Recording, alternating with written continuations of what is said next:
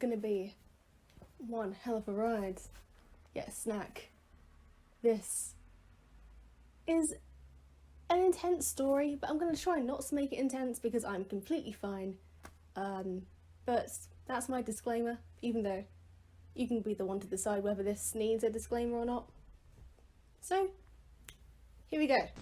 So, this story starts off with me waiting for the tube after university, or as my fellow Americans / Persona 5 fans call it, the subway. So I had just come out of this class that ends at 6 for some reason. Don't ask, I had a really weird timetable last semester. And while I was waiting for the tube, I had my headphones on as per usual. Side note, for those of you who don't wear headphones on public transport, how do you do that? I'm not judging you at all. In fact, I commend you, because I cannot. I just cannot. So while I was listening to 21 Pilots, I could see in my peripheral vision someone waving at me, someone gesturing at me, and this was not a regular occurrence, but it was pretty natural for someone to do that, especially when they don't know their way around London. I turned around thinking that this person was wanting directions, and I took my headphones off thinking, oh no, now I've got to talk to someone.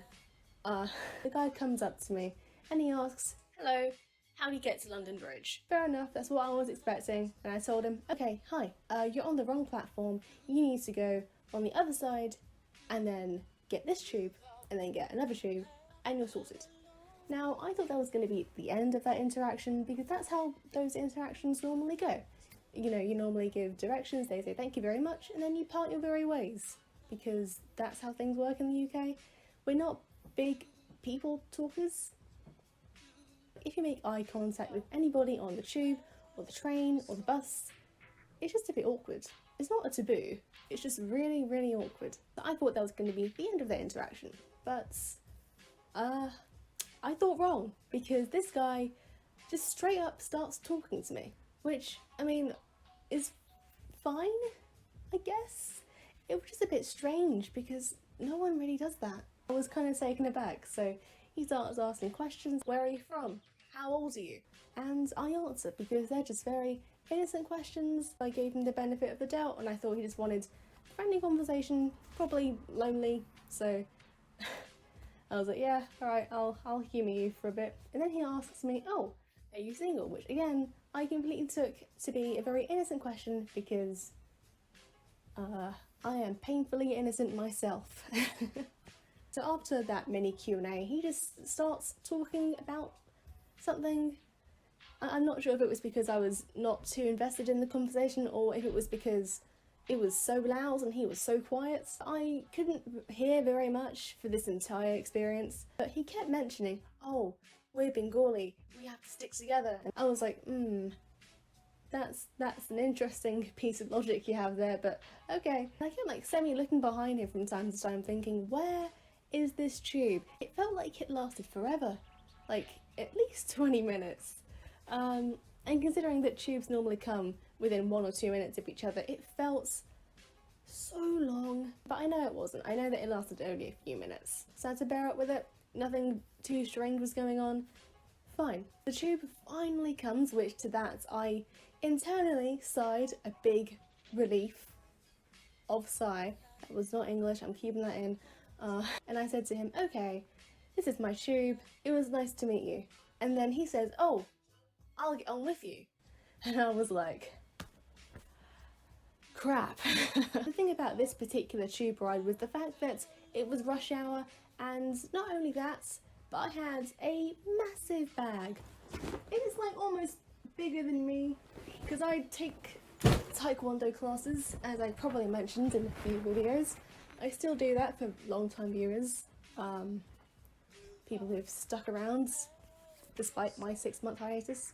So I was on my way to taekwondo with this massive bag at rush hour, and to top it all off, I had this guy next to me who I didn't know, and I'm an introvert. This was not a comfortable situation for me to be in, but it only got worse. Up until this point, I gave him the very benefits of the doubt, because I was just trying to be friendly.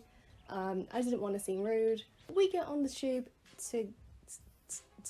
together. I'm almost pinned to the back of this tube with this guy in front of me, as well as all the other commuters. I was pretty much strapped. Semi-alarm bells were ringing at this point, but I knew that I only had like 4 stops, so I didn't have too long. So again, this guy in front of me, really close, uncomfortably close, starts talking again, but I'm not sure what he was thinking by doing that, because he should know that this particular tube line is probably the loudest tube line you could guess on.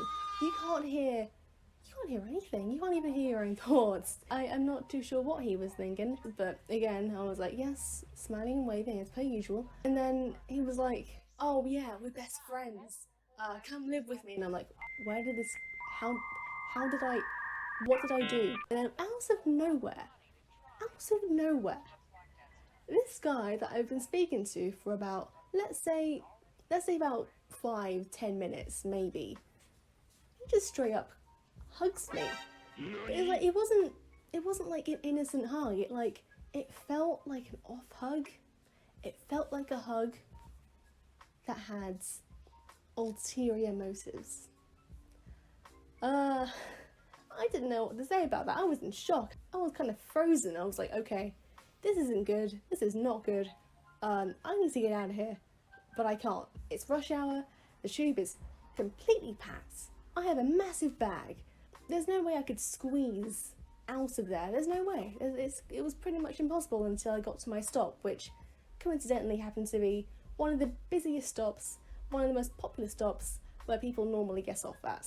So I still had a couple of stops left at this point, and I was like devising my own little plan as he kept talking to me, even though I couldn't hear him. I kept devising a plan like, okay, once I get to my stop, I'm gonna just bolt out of there. That was pretty much my plan. He keeps talking, and then he stops, and then he kind of hands me his phone with like the add contact screen on it, and I was like, oh god, what have I gotten myself into? So I give him obviously a fake number, fake name. I'm not letting this guy anywhere near my personal life. And then I give him back his phone. He talks again. He hugs me again, this time trying to get closer, and then I'm just like, you know, it's like, don't come anywhere near me, anywhere near my face. No thank you. I was having a bad week already. If you want to know why, I'll keep this brief. We had 3 birds at the beginning of the week, and by the end of the week we only had 2. So yeah, suffice to say, this was not helping my mood at all, and I was feeling really almost kind of dirty almost, which makes no sense. I'm not the type to be like that. I'm a very chilled out person. Not a lot actually gets to me as much as this does, or this did. So yeah, the tube finally stops at my stop, and I bolt it. I start speed walking down. I don't care who I'm hitting with my gigantic bag. I get to the escalators. Basically at this tube stop there are 3 escalators that basically lead you to the gates. You can either get off at that certain station, go into central London, or you can get another tube, which that was the route I was planning to go on. So I get to those escalators. I was like, wow, well, this is my luck, because one of the escalators was broken. So there was one escalator going down to where we were, one escalator going up with a massive line of people like waiting to go up, and then there was the middle one that was completely empty, but it wasn't moving. And I was like, you know what, this guy might be following me, so I'm gonna run up there. So people looked at me very weirdly, and I was like, you know what, you don't know my situation, do not judge me, I am panicking, I need to get out of here. So I started running up there, and about halfway through I got pretty tired. I guess with the panic and the adrenaline and the speed walking and the running I did, I guess it was all getting to me, and I was like, you know what, he's smaller than me. I'm sure he's like, if he is following me, I'm sure he's stuck somewhere or he's not as close to me as he was. So I thought I would take a break and just start walking normally. Literally the second I slowed down, he just, there, he's right next to me. Don't scare much. And then he just starts talking again, and I'm like, my man, did you not get the hints? I am feeling uncomfortable. I am feeling very panicky, very anxiety induced, very just not good from the week that I've had in general. We finally get to the gates, and I'm like, are you going home? And I'm like, no, I'm not going home. I'm going to a friend's house, which I wasn't allowed to lie because I did not want him to know anything else. And he was like, okay, well, I'll call you. And I'm like, yeah, you do that. And then I bolt it again to my next tube line.